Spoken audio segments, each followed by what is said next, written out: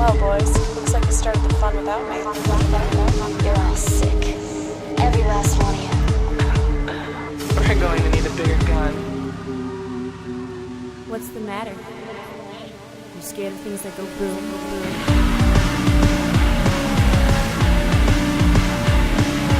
Give me one goddamn reason why I shouldn't blow your goddamn brains all over that goddamn wall. I love to start the show with tasty Starbucks beverage. Okay. We need to enlighten everybody on this magic formula we've come up with at Double Feature. My name is Eric, and I'm here today with fellow barista Michael Kester. Yeah. And we have kind of a late night Takashi Miike Dario Argento double feature. Mm-hmm. I have this Dario Argento candle rocking out over here by the iPad. I'm kind of afraid I'm going to spill water on this whole setup and damage the board. We ordered Chinese food and we watched Ichi the Killer before opera. And so those tried to choke down the food, watching Ichi people the Killer being just slaughtered, massacred. Yeah, we have, we've talked about this being a Pet the White Cats double feature. It was mentioned. And I think really the best way to summarize that, and perhaps a way that isn't completely redundant with the way we've been talking about it, it's a reference back to Enter the Dragon. But it's a way of, I guess our kind of way of saying... It's a forced way to expose people to stuff. Right. That's definitely what it is. In my mind, I worry about preparing for shows sometimes. And petting the white cat is just my way of telling myself I'm overthinking these.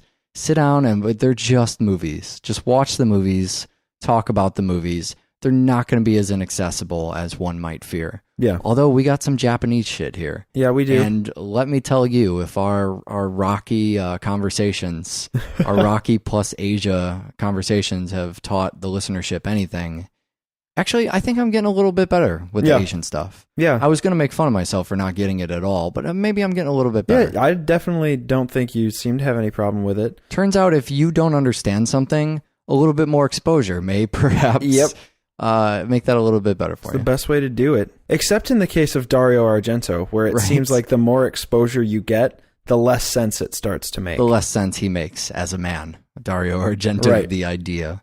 We're just going to maul the fuck out of people on this show, too. This is going to be a dirty, bloody show. And the secret Starbucks recipe will reveal right after this spoiler warning. There's going to be spoilers. The secret Starbucks recipe. I'm sorry. And if you don't want to hear this, you can use the chapters to skip ahead. We're going to spoil both Ichi and opera.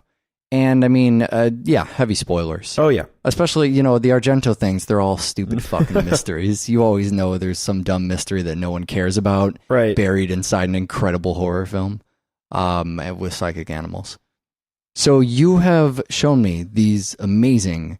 Starbucks instant things. The Starbucks Via little packets. So if people didn't complain about Starbucks tasting burnt and not good in the first place, these snobby coffee people, and how corporate coffee is awful and you need free trade mom and pop coffee, whatever, freeze-dried coffee or whatever the hell this stuff is. It's freeze-dried coffee. Instant coffee, I mean, I'm sure that makes the coffee snobs cringe. Oh yeah, it's one of the most terrible things you could say to a coffee snob. I think instant coffee is probably worse than decaf coffee in the eyes of a coffee snob. So I'm a big fan of, we have these meetings out at Starbucks when we do the double feature schedule or anytime we need to kind of have production meetings. I love Frappuccinos, and I've never been able to duplicate the recipe at home. However, I found that rather than brewing an entire shot of espresso, and you have to have a fucking machine for it, and then you have to freeze or at least cool the espresso, instead, you just empty one of these packets into some milk with some ice and flavoring and or chocolate of your choice, blend it all together, and you have a delicious Frappuccino. You absolutely do. Amazing. If I sound a little more excited than usual tonight, it's because you're on your third. I've had a delicious Frappuccino or 2 or 10. Let's start with Ichi the Killer. Glad to start with Ichi the Killer. So this is Takashi Miike, who we've seen one time on the show. Yeah, talk to me about that time. What was that again? We did Django and Sukiyaki Western Django. Ah, yes, the fever dream I had where so apparently where Quentin Tarantino was in a mechanical wheelchair. Okay, yeah, right. This is a great place to start with Takashi Miike because it's one of his most well-known films. Yeah, probably his most well-known film. Now, we talked back on the episode, you knew a bit more about Django. Oh, yeah. I didn't even know how to pronounce Django. and so you could explain some of the stuff going on there. And all I knew really was about the legend of Takashi Miike, Sure. who's this crazy fucking guy because he's directed nearly 100 movies or TV shows or just some Busy. sort He's of... a busy guy. Yeah, very, very busy guy. And also one of these names that gets thrown out all the time for, people Notability. who are great at horror movies. Yeah. And so when we're looking back at Ichi the Killer, I think this is part of, at least in the US, where that notoriety came from. I would, certainly agree. I mean, let's kind of go back to that era, just a tiny bit. This thing is based on the manga, and that lends itself to the almost cartoonish violence that we talked about in Sukiyaki, and when we cover more Takashi Miike stuff, we'll certainly see that a lot more. Yeah.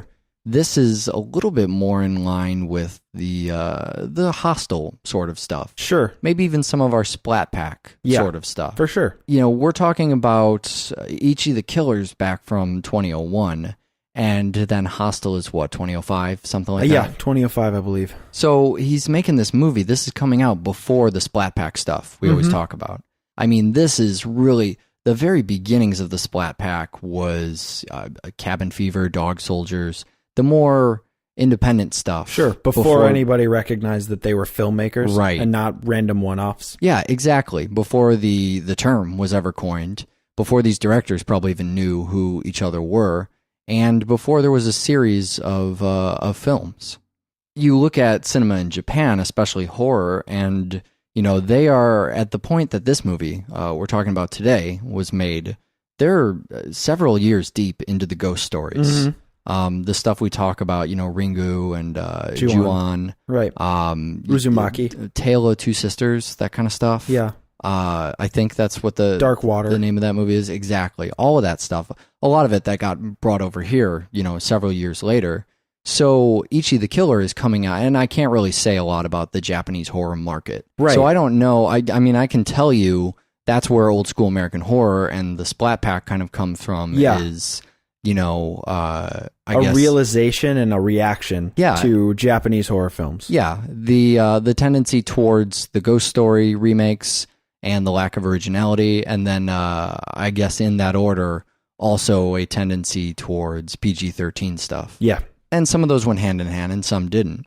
But if the Japanese market was anything like the American market, several years later, we are seeing a complete oversaturation in the United States of Ring franchise, of the Grudge stuff, of all of that stuff making its way over here and being remade or just kind of getting picked up. And so several years after Ichi the Killer's made, it finds a home in the United States as well. People really start picking it up here as kind of a cult.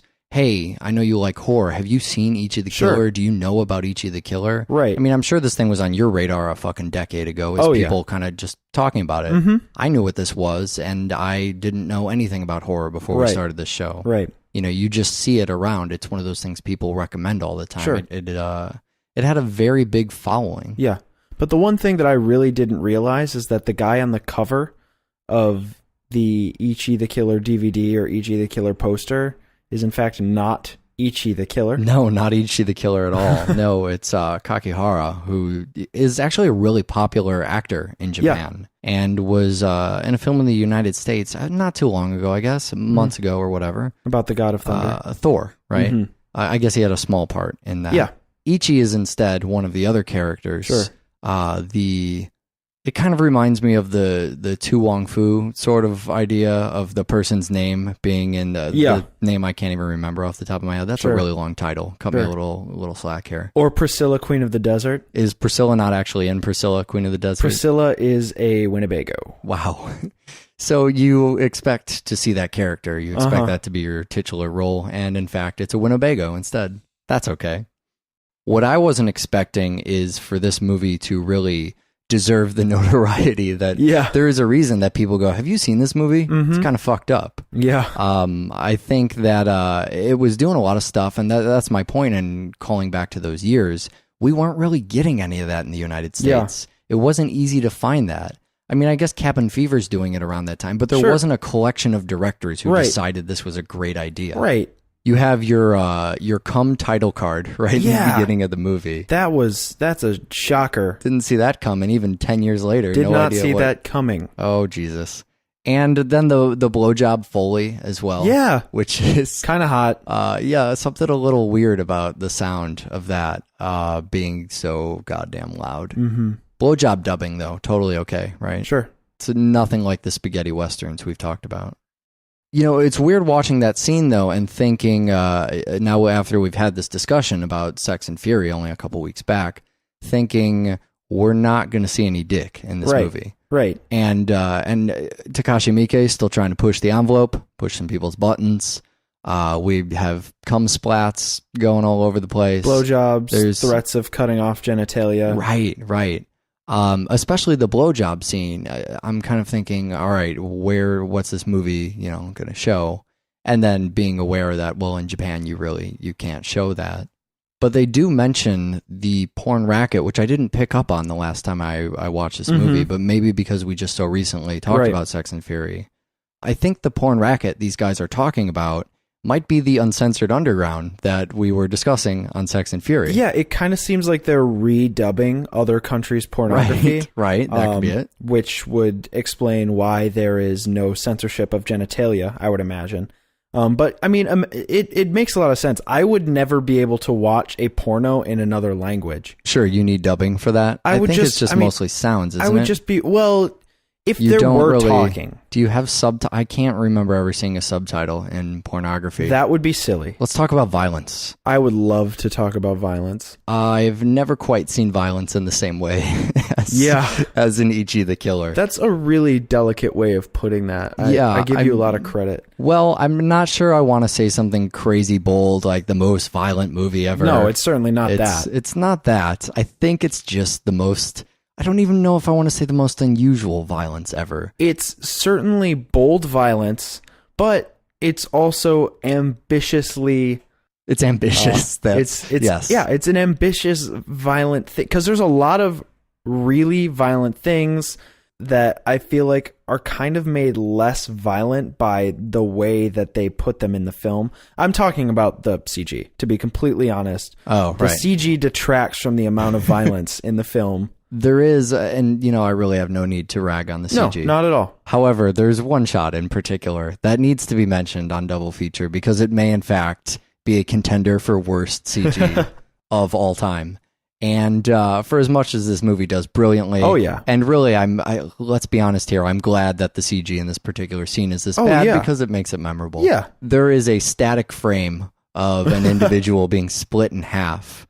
Where usually you could do some bad independent. I think back to Cube, but I don't want to say anything in Cube was badly done. I don't remember it being super poorly done, just looking kind of cheap. Sure, you could show a man split in half in live action, or you could opt for what this movie does and take what's really a cardboard cutout of him. A cardboard cutout might have even looked better. It's a picture, a superimposed picture of this guy cut in half and animated to sort of move away from itself and fall down. And when you see the insides, they just, I can't even talk about what's happening in here. I think it's Lawnmower Man, and it's the Shatter thing in Wishmaster. Yeah. I think those are still our top three. Not really sure. I'm going to say they're all the worst. I'm not really sure we even need to pick out one. I don't think we need a best of the worst. We just need to be aware of the world. Certainly not. One of the things that really sticks out in my mind is when Kakihara takes out his piercings and chomps off that guy's forearm. At which point you would think I would start giggling. Right. You would think I would start laughing at the film, saying, oh, what a stupid thing to do. But instead, I become horrified and scared, and I want it to stop as soon as possible. Well, because you don't know how bad it's going to get. Yeah. You don't know what it's going to do at that point. You have some more down-to-earth stuff, too. I mean, the suspension earlier on with the skewers, that's which great. Is still poking them in the fucking mouth, awful. And the boiling, I mean, just that whole torture scene. A lot of that stuff is made so much worse by the fact that Kakihara enjoys it so Yeah. much. Just a complete psycho. You want to talk about complete psycho, though? What about the scene where he cuts off his own fucking tongue? Yeah, that's Again, really like second thing bizarre that happens too. in the movie. He shows up. That's his apology to, I think it's Suzuki's boss, Yeah. right? Yeah, he basically shows up and he says, you know what I like? I like eating. I'm going to cut off my tongue. And then he kneels down and he pulls his tongue out and he fucking chops it off and hands it to him. And then he takes a phone call. Up, got a jet, taken off. I mean, when you want to set up, the boss's right hand or the enforcer or whatever, the muscle of the group as a complete fucking deranged psychopath, you have him cut off his tongue, as oh man, really sorry, my bad, here's my tongue, hope it's okay now, gotta go. Didn't mean to hang you from hooks and pour boiling water on you. Right, Here's my my mistake. tongue. Right. And, you continue that sort of torture and dismemberment, really, throughout the rest of the movie. There's a great, we were talking on the last Pet the White Cat show about the chocolate milk Herschel Gordon Lewis scene. Yeah. We get something a little bit similar here. Yeah, we get a really, really graphic. It's not graphic. It's just painful to watch. A nipple removal scene where we get some clamps pulling on some nipples and then almost like a paper slicer. Yeah, just slice right down the table there. And then nipples have been removed. No chocolate milk this time. It makes me wonder a little bit about Miike's own inspirations for some of this stuff. Sure. Because, watching it on the show in the context that we are, I look at that and I go, wow, that's a Herschel Gordon Lewis moment right there. Yeah, absolutely. But that's a very American thing, and it's American exploitation. And with as much film as Takashi Miike creates, I don't even know if he would have time to be watching lots of Herschel Gordon Lewis. How old is he? 14? Yeah, Jesus, done so much with his life, really. I'm curious, though. I'm wondering if he derived any inspiration from that, or if he saw any of the old American stuff, or what's an even more interesting option, if they have all this shit in Japan and we don't even know about it. You know what I mean? It took me years to discover Herschel Gordon Lewis, who's fucking from Chicago. Right. Let alone to wonder what might be in Japan, in their local cities there. What kind of horror history they have over there. So another weird thing about Kakihara, and part of what, man, I really hope I'm doing these Japanese names justice. I don't think it's your fault if you're not. That's true, but it's one of those things I don't even think anyone will call me out on. I will just sound like an idiot forever.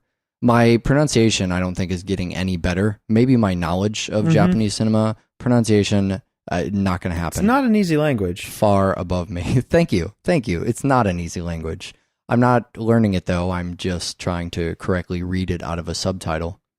So he's got this kind of pain fetish that leads part of the plot, where he's looking for someone to, to be a sort of opponent, but also to inflict a kind of pain. Just somebody who can one-up the kind of insane sadism and masochism that he fuels his life by. I suppose the both of them. Yeah, exactly that. And man, does Karen try. She gives it her best, chains and whips and all. Karen I adore in this movie. And I love when she's speaking English too. Yeah, that's a really... Karen's an odd character because she has a completely Western name and speaks English very fluently. Right. But also Japanese seemingly fluently. Yeah, again, no idea. Just like before, no idea. And her motivations are really kind of mixed up because of where she ends up and her fate in the film when she kind of decides, I'm going to pretend that I was the girl that Ichi thinks he watched get raped. Well, and it's hard too because they're playing all of these different factions, you know, against each other.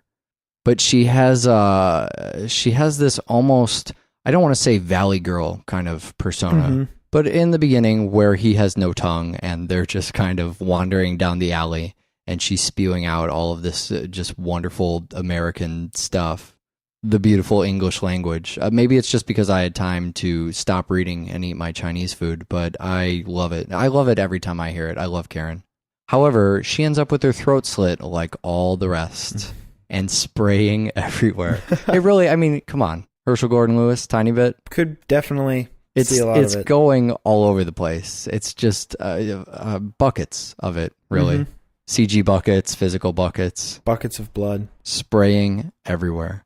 And then there's Ichi himself. Sure. Who, I don't know, take your shot at this. What The unwilling killer, is that how you would describe? Accidental, reluctant. He's, if I had to pick an adjective, I would say reflexive. Reflexive killer. Because imagine you go to a doctor in a movie, and they hit your knee with a hammer. Sure. That's kind of how Ichi kills people. Somebody does something to him, and his reflex is to spin around and kick them in half. Sure. And then he feels really bad, and he says, oops, and starts crying. This is one of the characters that seems like a lot of these weirder characters out of Sukiyaki Western Django. Mm-hmm. These characters that just have bizarre traits about them, or to go back to that You're idea talking about the sheriff. Maybe I'm talking about the sheriff. All those guys were a little bit weird. Few characters could stick out in your mind as being this bizarre. I mean, he's this kind of constantly crying superhero. I don't even know what to make of him. Who has a rape fetish. He's a little teeny submissive man, and he's just as likely to start crying as to murder someone. And it looks like when he gets aroused, he murders. Yeah. And it's just, you're right, it's reflexive. It's something he can't control.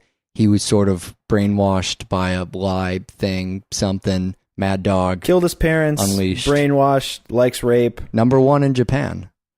Ichi means number 1, right? Yeah. So that's the number 1 on the back of the... Right. Okay, That's the numeral 1. I'm slowly starting to You're learning understand this Japanese. entire thing. So are the other plot points as hard to follow as I made them in my head? Or I've seen this a couple times now. I feel like I have a good handle on it. Yeah. Am I just, as usual, more confused than everyone else? Or what do you think? I think the film is, I don't know, I don't want to say designed to be confusing, but I think that in the design begets confusion. All right. Well, Ichi's not the guy in the box. Right. That's a huge problem. Ichi's that I also would have not the guy we're looking for. Right. So we're looking for the boss. The boss was killed during a rape-tastic nudie fit, whatever was happening there. Yeah. Then some people cleaned up the thing. Some people. Yeah. Some kind of cleaners. Sure. People, don't know. Factions, again, Yeah. against each other, hunting It's down Ichi. really not that difficult. It's kind of basically 2 Japanese gangs. One of their leaders gets killed by this, I guess, just, kind of a headhunter. Sure. A vigilante, let's say. And one assumes the other one did it, takes, initiative measure that's a little bit over the top and misdirected. That causes some tension there, and then they find out that there's actually some sort of vigilante who's killing bad people, and they have to stop him. Yeah, I guess it's not worth combing through too much, because you see it a few times, and it sinks in. Part of it is probably just being overwhelmed by all of the weird shit. Well, sure. All of the deaths and the coming and the whole thing. Also the storytelling technique is really kind of convoluted because some of it's not in order. They jump back and forth between the Kakihara stuff and the Ichi stuff before you realize they're connected at all. Sure. It takes a while for the film to fill in enough of itself for you to realize how things are connected. Yeah, if you're not paying extremely close attention, you're not going to even figure out who Ichi is for, a half hour.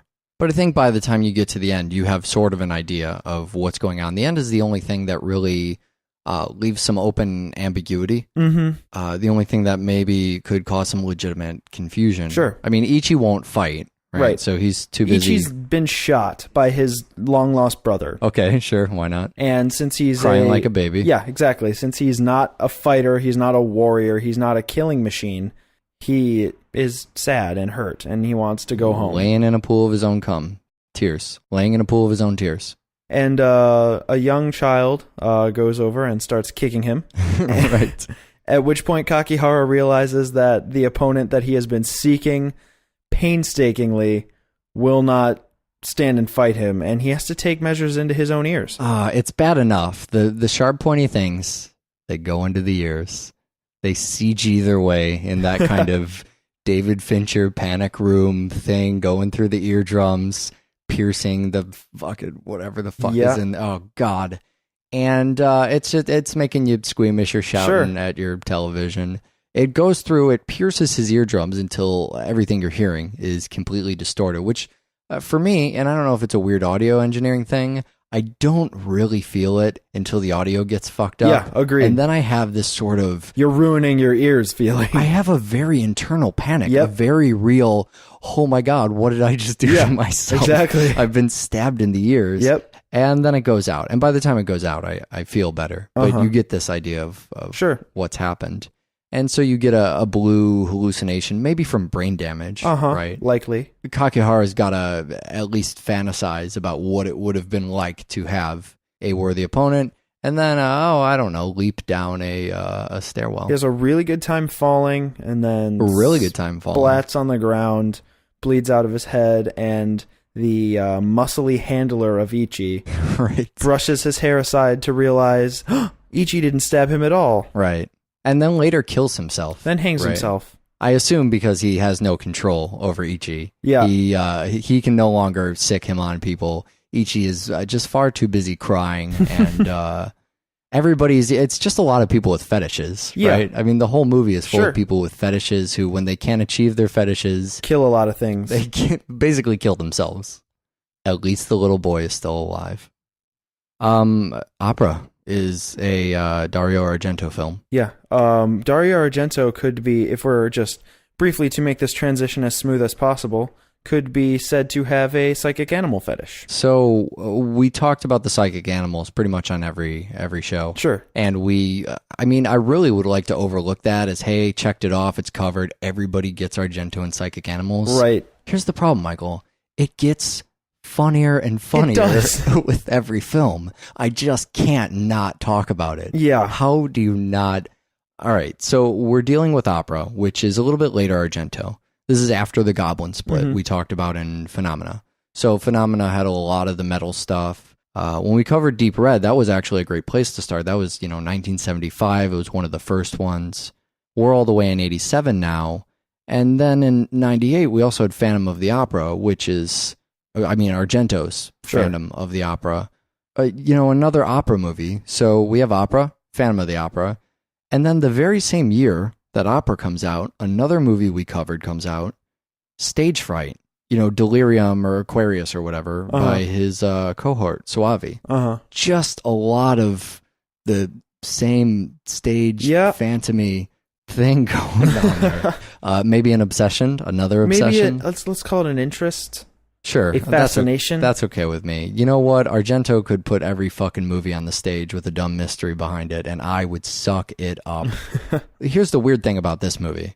Phantom of the Opera, it's Phantom of the Opera. It's called that. This movie, we know, is Phantom of the Opera. Right. You and I, and maybe all of the audience knows. Except maybe for, there's probably two groups of people that don't realize it's Phantom of the Opera. One would be everybody in the opera cast of Macbeth. Okay. That is in opera. And the other group of people is Dario Argento, who is credited with coming up with the original idea for opera. For Phantom of the Opera. Apparently, Dario Argento, aside from actually writing Once Upon a Time in the West, thinks he wrote Phantom of the Opera.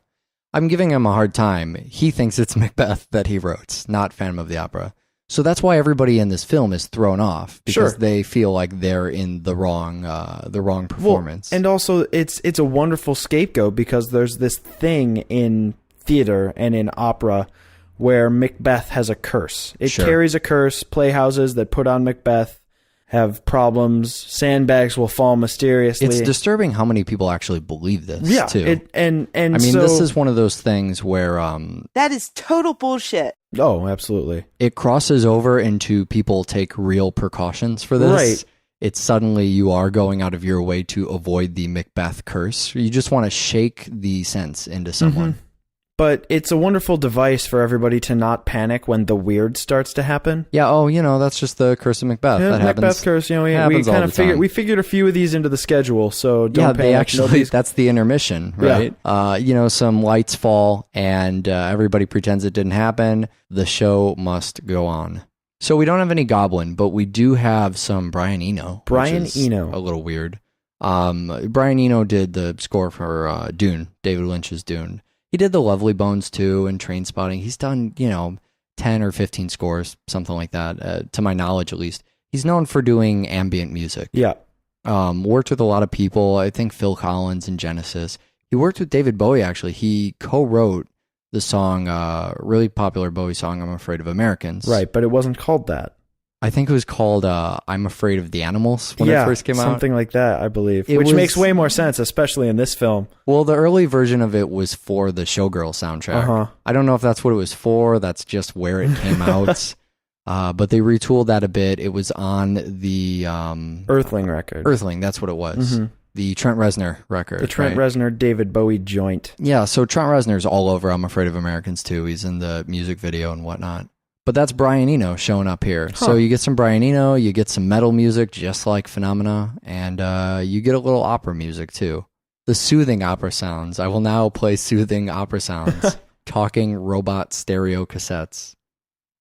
This has to be some of the weirdest opening camera work in any of Argento's stuff. He's got this long scene of a bird, right? Yeah. And how many different... This isn't a single take, I'm going to just shoot this bird, oh, look at me showing off.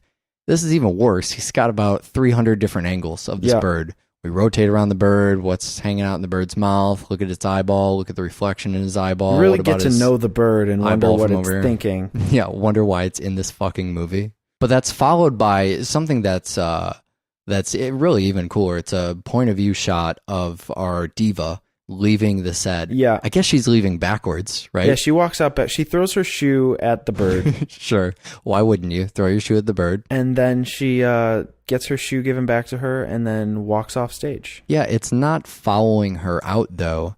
It's the camera as if it's through her eyes, but she's walking out the entire way backwards. And you know this only because people are approaching her and handing her things and trying to do stuff to her hair or whatever, trying to talk to her. I suppose she doesn't have to be walking backwards, but still that whole point of view shot is really strange.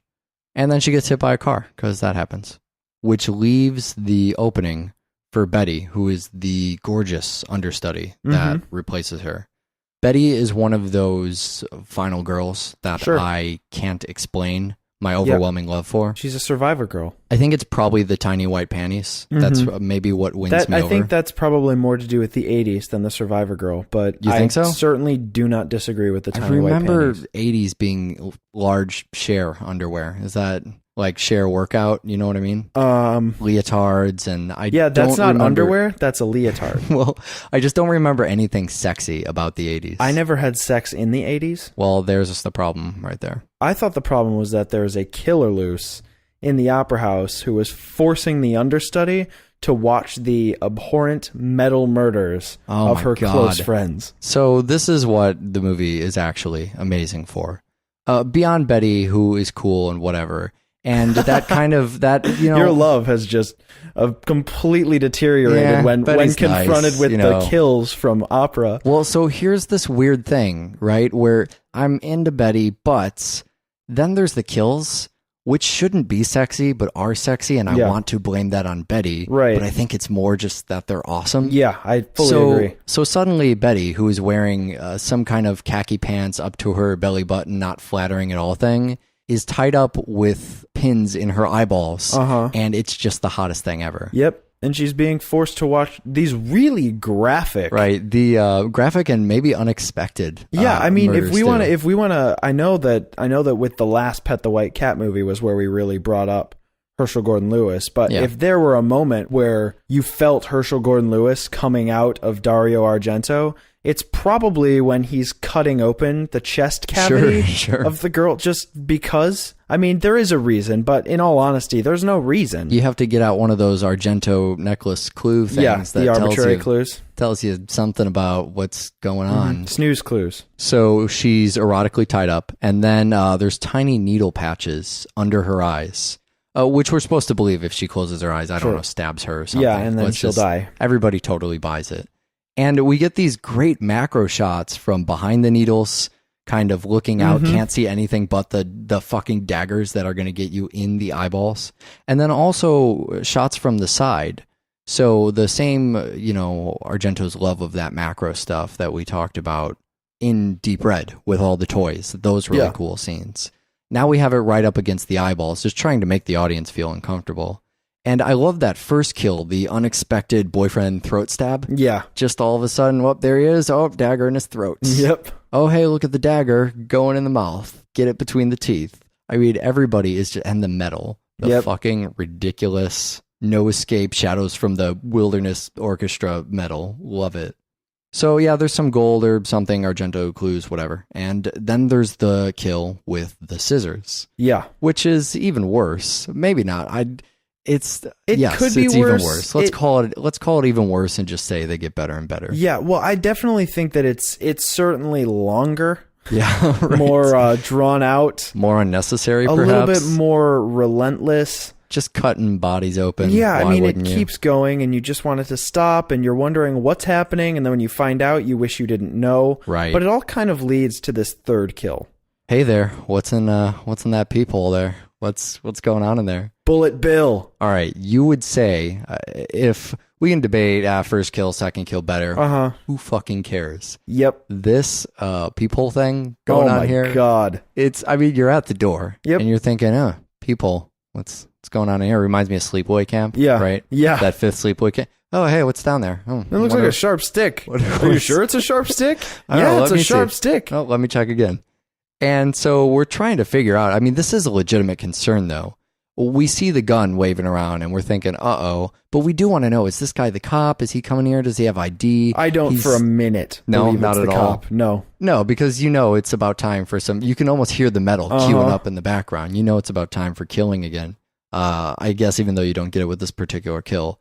She looks into the peephole, and you get a close-up, a non-CGI close-up. This is some practical effects close-up of a bullet shattering through the glass of the peephole, coming back out through the door, through the woman's fucking eye socket, out the back of her head. You get the reverby scream sound, slow motion, catastrophe. Oh my God, what's happening? And if your mind isn't blown by then... Oh my God, the telephone is. The phone just explodes in the background. The phone just blows up. It's beautiful. It's one of those things. I mean, when we watch these movies, we're usually pressed on time. We got 2 long movies. We only have so long we can record here. But we had to stop and watch it again. We just had, and it was just I'm always looking good. for that moment. Right. Where I can get on board. Yeah. And there has never, ever in my life been a better, hey, come check out opera than this fucking kill. This is really one of the best ones ever. I mean, it's really amazing. And then you start going into, slasher territory. Oh, yeah. And so you're on board, and then you're thinking, wait, this is just a slasher movie, like all those other great slasher movies. It's a high-style slasher flick. We have the heartbeat cam, or I guess it's a brain beat cam. I'm not really sure what's going on there.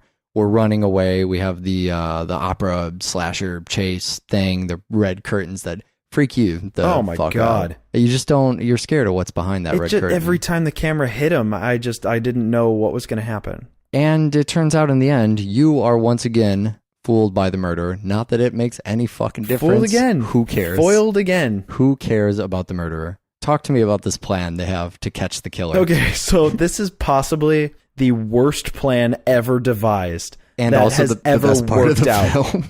So the guy who I'm convinced is the killer, which is the director. The director of the play. Devises what he thinks is a foolproof plan and says, if the killer is there that night, we will find him. Right. Then says, just go on with the play as usual. And when the time is right, I will spring into action. Well, you have to have this. I mean, it has to be immaculately timed. If they do this at the wrong moment, this entire plan will unravel before them. I'm sitting there waiting for the subtle thing that's going to set off this Rube Goldberg of, aha, here's the bad guy. Right, sure. They start, the Macbeth and Lady Macbeth are having their dialogue and they're singing, and it's this operatic moment. Sure. And right at the pinnacle of the song, the director shouts, now.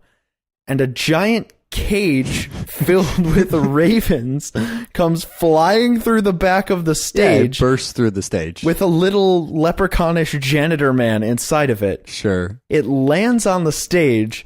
He absolutely brutishly kicks this door down as if it were from the guy 300. Inside the cage, right, yeah. And then slinks off stage, and a single raven flies out and starts circling the barrel of red herrings. Yeah, that is the audience in the opera house. The camera stays on the cage full of ravens that had come out of the wall, too. And I'm thinking, Is the plan not working? Are the ravens, are they going to form a chain or what? Yeah. Not really sure why. Not really sure why this needed to happen at this particular moment, because people are going to be sitting there for the entire opera. It's not like there's a whatever, totally fine. Sure. I don't understand the nature, the inner working of psychic birds, so I'm not going to question that. But the raven circles really at the point where there's a lot of, let's say, questionable camera work. And let me define that further. There's a lot of amazing camera work that also nauseates the audience. Yeah. In this film, where the camera is spinning around and traveling through the mystic adventure vent, which we're not even going to talk about. Where we truly become the brain of a psychic raven. Brush that one under the rug. And then it turns out the ravens happen to pin the right guy and eat his eye. Right. And there's a final showdown where he gets set on fire, and all's well that ends well, right? I hate when psychic birds poke your eye out. That is pretty much the worst thing that's ever happened at an opera. Yeah. And it's the reason to this day I don't go to operas. So if there's one more absurd thing this movie can do, it's absurd in the greatest, most cinematically wonderful way. I feel like we have to keep saying that. Because, it's what makes the films enjoyable is its imagination and the fact that it is unpredictable. Certainly. Yeah, there's no telling where this is going to go. And it one-ups you pretty much every time, all the way to the final frame of the fucking thing. They're all standing there. She's just freed herself from the killer. Not quite as sexy as the other times. Totally fine. She's freed herself from the killer, and he's burning on the ground. He's very clearly burning alive. Yep. And it's done, and she breaks out of the door. They come to her rescue, and they all take a moment to stand there and evaluate the condition of the body, and they pretty much go, oh, yeah, he's dead, right? Oh, totally dead. Yeah, that guy over there? Yeah, he's pretty much being burned alive right now. There's no way he could still be alive. All right.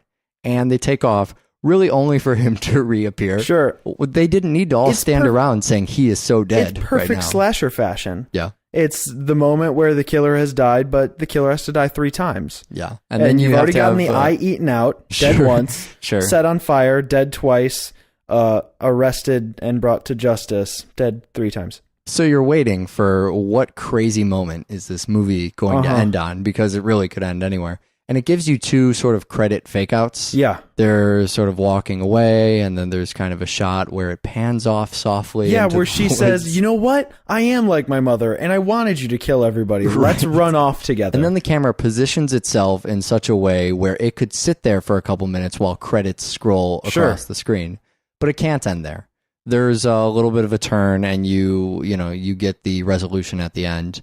But then you kind of get some voiceover, which was only strangely in the movie at one other point. Yeah. But the end result... You got to hug the grass. In love with nature. Hug out the grass and free that gecko. Free the gecko, really hug the trapped grass. this entire time. It's Argento's love of animals that really... Fuck it. We have a website, doublefeatureshow.com. You can send me pictures of yourself in tiny white panties. That would be doublefeatureshow@gmail.com. Do you have a preference on lingerie for pictures of the listeners? I do not have a preference. Kind of just a big fan of all of it. Or none of it. I'm gonna commend our show for keeping it classy and keeping it bloody and sexy for the last 40 episodes. There we go. This is really, year 3. Sometimes people email and they ask what the overall theme for the year is going to be. And I laugh to myself and think we're going to try and find 52 shows worth of valid content that doesn't bore people to death. But if there's an overall theme this year, I think it's to make it sexier than last year. Yeah, that's seriously been what we've been doing. Not enough nudity last year. This time, somehow, it seems like every show we're talking about naked people, and it is great. So let's see what's going on next week. We have, I don't even know what this feature is. It's kind of some comedies that people like. That's what we were going for here. Sure. Comedies people like. I think it's comedies that people... I've never seen one of these movies. I don't know what to pair this shit up with. Okay, here's the problem. The Big Lebowski. It's almost of David Lynch proportions in terms of how do you pair this. Yeah. Not to say that there aren't plenty of things that went with Lost Highway. Sure. But there's a problem in that you haven't seen it. I haven't seen it. And also, people hold this up, perhaps unfairly, as the greatest Coen Brothers movie of all time, because it's is just so culty. Uh-huh. And so automatically we're in a weird place with that, where this is a personal movie to a lot of people. We don't know what to put it with. And I'm trying to think back to things that kind of happen in The Big Lebowski that would sort of act as a flaky tie-in for something else. But the reality is we're just going to do 2 comedies. Let's just call it comedies for now, until I've at least seen the movies. There's a little bit of a road adventure. Does that count for anything? I haven't seen The Big Lebowski. Okay, whatever. We'll figure out the feature next time on Double Feature. All right. Sideways? Also, Sideways is one of the movies. Excellent. I think we're done now. Okay, watch more fucking film. Bye. Right. iPad. I'm kind of afraid I'm going to spill water on this whole setup and damage the board. We ordered Chinese food and we watched Ichi the Killer before opera. And so those tried to choke down the food, watching Ichi people the Killer being just slaughtered, massacred. Yeah, we've talked about this being a Pet the White Cats double feature. It was mentioned. And I think really the best way to summarize that, and perhaps a way that isn't completely redundant with the way we've been talking about it, it's a reference back to Enter the Dragon. But it's a way of, I guess, our kind of way of saying... It's a forced way to expose people to stuff. Right. That's definitely what it is. In my mind, I worry about preparing for shows sometimes. And petting the white cat is my way of telling myself I'm overthinking these. It's freeze-dried coffee. Instant coffee. I mean, I'm sure that makes the coffee snobs cringe. Oh, yeah. It's one of the most terrible things you could say to a coffee snob. I think instant coffee is probably worse than decaf coffee in the eyes of a coffee snob. So I'm a big fan of, we have these meetings out at Starbucks when we do the double feature schedule, or anytime we need to kind of have production meetings. I love Frappuccinos, and I've never been able to duplicate the recipe at home. However, I found that rather than brewing an entire shot of espresso, and you have to have a fucking machine for it, and then you have to freeze or at least cool the espresso, instead you just empty one of these packets into some milk with some ice and flavoring and or chocolate of your choice, blend it all together, and you have a delicious Frappuccino. You absolutely do. Amazing. If I sound a little more excited than usual. Well, boys, looks like you started the fun without me. You're all sick. Every last one of you. We're going to need a bigger gun. What's the matter? You scared of things that go boom, boom?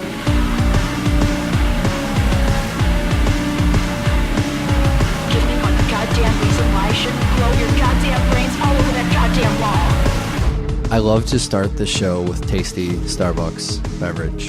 Okay. We need to enlighten everybody on this magic formula we've come up with at Double Feature. My name is Eric, and I'm here today with fellow barista Michael Kester. Yeah. And we have kind of a late night Takashi Miike Dario Argento double feature. I have this Dario Argento candle rocking out over here by the... Sit down, and they're just movies. Just watch the movies, talk about the movies. They're not going to be as inaccessible as one might fear. Yeah. Although we got some Japanese shit here. Yeah, we do. And let me tell you, if our Rocky conversations, our Rocky plus Asia conversations have taught the listenership anything, actually, I think I'm getting a little bit better with the Asian stuff. Yeah. I was going to make fun of myself for not getting it at all, but maybe I'm getting a little bit better. Yeah, I definitely don't think you seem to have any problem with it. Turns out if you don't understand something, a little bit more exposure may perhaps make that a little bit better for it's you. The best way to do it. Except in the case of Dario Argento, where it seems like the more exposure you get, the less sense it starts to make. The less sense he makes as a man. Dario Argento, the idea. We're just going to maul the fuck out of people on this show, too. This is going to be a dirty, bloody show. And the secret Starbucks recipe will reveal right after this spoiler warning. There's going to be spoilers. The secret Starbucks recipe... oh, I'm sorry. And if you don't want to hear this, you can use the chapters to skip ahead. We're going to spoil both Ichi and Opera. And, I mean, heavy spoilers. Oh, yeah. Especially, the Argento things, they're all stupid fucking mysteries. You always know there's some dumb mystery that no one cares about, buried inside an incredible horror film with psychic animals. So you have shown me these amazing Starbucks instant. Yeah, things, the Starbucks Via right? little packets. So if people didn't complain about Starbucks tasting burnt and not good in the Sure. first place, these snobby coffee people, and how corporate coffee is awful and you need free trade, mom and pop coffee, whatever. Mhm. Freeze dried coffee or Yeah. whatever the hell this It's stuff really